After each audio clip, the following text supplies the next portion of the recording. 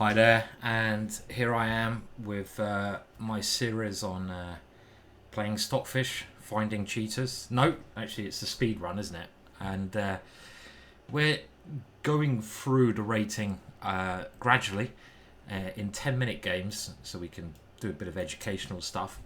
And we're just trying to get up as high as we can. So we're 2100 at the moment, and we're looking at the ideas that you need to incorporate into your play to get better. So let's try an opening maybe we haven't tried before, and that is the French defense. This is one of my first ever openings, and I play it from time to time. The benefit is that you get this nice structure, so you're quite solid. There's many ways that white can play. Bring the knight out to these two squares is one way, and in this position, and also when the knight goes to this square, I like developing and I like putting more pressure on this pawn. So let's bring the knight out and threaten the pawn. Develop with a threat. Can't be bad. And now we need to move the knight again. This is the standard idea, but I'll show you a little interesting, very rare possibility here, which some of you might be intrigued in. Knight to e4.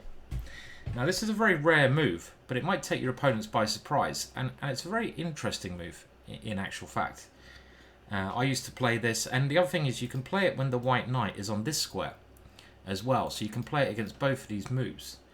And the point is, you often get double pawns, but you rely on one of your main breaks. And here I've got to do something with my knight, so I'm just going to swap it off. The other option is putting the knight here, but the knight's not very good on this square. And now you've got to play... This is one of the most important moves in the French defense. You can't allow these pawns to remain here because they're too strong. And we've got to break against them. By the way, if I look a bit hot, it's boiling here. And I also just did a bit of a workout, so it's not because I've got some disease that I'm aware of anyway on my face. Even though gingers do go very red, so I wouldn't be surprised. God, I always have to talk so much rubbish, don't I? Let's go back to the board. So my opponent's now created this strong pawn chain, and one of the, again, main ideas of the French defense is you've got to attack that pawn chain, and you've got to look at always the base of the pawn chain, so that's the base, and the critical points in it. So these 2 points, and moving the queen to this square increases the pressure against both of those critical points. And in actual fact, it's very hard for white to not lose a pawn here. And this has worked very well for me on a number of occasions. So black, this is one of the only ways that white doesn't lose a pawn. And this is an idea you see quite often in the London system. But generally when you're playing on the black side of French defense, you want to exchange queens, because your king side can be a real target when that queen comes flying out. And in this structure you can do something which you see in other situations, and I think I can go here and then try to use this pawn. So here takes, open up this file. So that's one idea. Very closed position that. So you've got to think what kind of position you enjoy playing. I could also maybe, I don't know, capture the queen and capture here and try to go for this square. Pressurize it with a knight coming here. That also looks okay. I could maybe take this straight away, and then after this I get the open file. I do have double pawns, but I quite like this open file. You know what, I don't know which one's best, but I'm gonna take here and I'm gonna play this way because I'm quite experienced in the French defense, and I generally feel that this type of position, once you get the pressure here and the queens are off the board, is nearly always okay for black, because this is always the target. And the other idea I wanted to play now is something to b4. Now swapping the bishops off is not crazy, but I could maybe win the bishop pair by going here. But do I want to do that? Takes, check. How good is my bishop? I'm not sure. I think I probably will do that. Let's do this. I don't know if it does win the bishop pair, but otherwise I get a bit of pressure. Okay, so he doesn't swap off.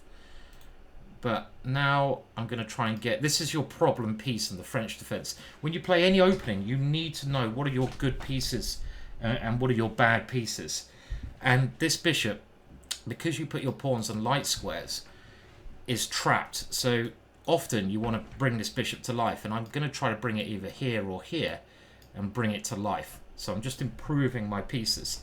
And naturally, bringing the bishop here makes more sense because I create a threat. Again, developing with threat. I don't really want this knight to move because it could be annoying. So I'm either going to take this knight off, getting rid of my bad bishop. Yeah, I give the bishop's pair away. Probably the position's about even. Or I'd like to go in here and swap off the light square bishops. But then after bishop here, this is the only piece defending my bishop, so maybe he can take here. But then I go bishop takes, takes, takes. Don't like it. The other idea is to go knight here. Very interesting move. That could be the way... Okay, I'm going to go knight here. This looks really intriguing. Because if he captures here, my bishop now has got to the other side of my pawn. So all of a sudden, I think it's quite a good piece. It was a bad piece, but now it's on the other side of the pawns. I quite like this. And I can go king d7, I hope, to stop anything coming in here. I mean, if I want to be super safe, I bring it back. But I don't think we need to be that paranoid here. Maybe just something like bring it here, put the king here. As long as my bishop can remain here, I can consolidate it by putting a pawn here, stopping any g4 move. What's my opponent doing there? That's an interesting idea. I can always go back here. I think my king wants to come to this square because I want to stop his rook coming in. I want to connect my rooks later on. And you can see this double pawns can be very useful as well because this open line, it feels like it benefits me, right? And now this knight is a nuisance, so I'm actually... Is there any more useful moves I can play? If I move this, he takes here. If I go here, he comes in here.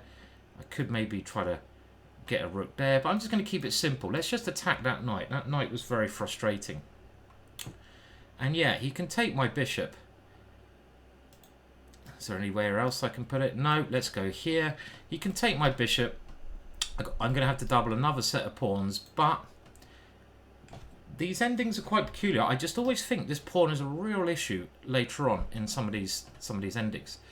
And I can now either take the open file. He's getting ready to move this rook without losing a pawn.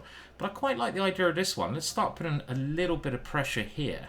And I can always kind of switch it over into the game this way. So my opponent is now offering this pawn because he has bishop there. I'm going to keep it very simple. I don't know if taking there was correct, but I'm just going to swap off one pair of rooks. And I'll bring my king back. My king covers everything. And now I'm either going to bring my rook here, maybe b5 first, or I might just grab this pawn at the right moment. His pawns are on dark squares, so if we get to an ending when we only have dark square bishops left, I feel just instinctively that should be good for me because I can attack his pawns with my bishop, but he can't attack my pawns with his bishop. These are the kind of things you need to think of when you get to the end part of the game and you're working out what exchanges to make. Okay, you should always take towards the center, they say. That's not the case really, but in this situation we will. And another very important move to bear in mind in the French defense, we looked at one pawn break, c5. The other pawn break you want to play is f6. This is your second French defense move. And this can release my bishop or improve my pawns. So that's another move. Okay, now my rook seems to have done a good job there. I think we want to just centralize it a little bit. I now have ideas of using this. All his pawns are on dark squares. So even though I'm sure the computer would say this is equal, I think I should be better here, personally, because his pawns are targets. It might take me a long time to get my bishop to attack them, but there's ways. He can come this way when I move that pawn. My rook seems a bit active. If he moves his rook away, I can take here. I've got more pawn breaks. I've got f6. I've got b5, b4. Now, f4... not too worried about. I'm going to go b5. I put another pawn on the light square, but most importantly, I get ready to play b4. Maybe that's a good move. And also this bishop can start hitting that pawn on the dark square. And it's funny, again, when you play chess and you play the opening, you can probably see from this that experience counts for a lot. I think I could take this pawn now, and then I'll come back. This looks like a free pawn. My opponent's finally cracked, but his position was tough.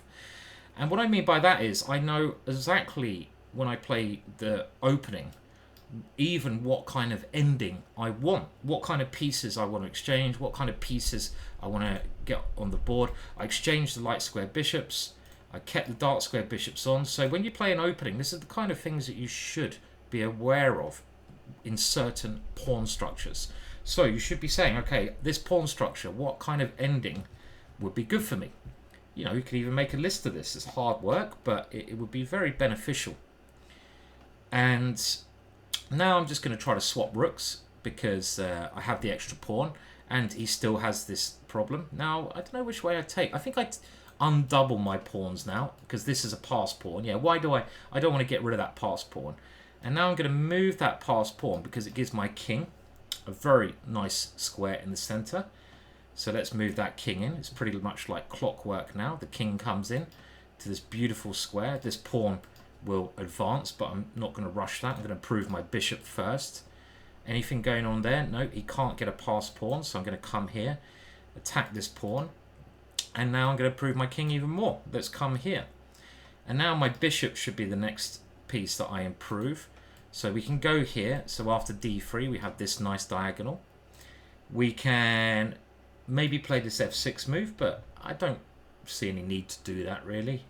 I think my plan is going to be involved d3 and then the bishop coming somewhere like here.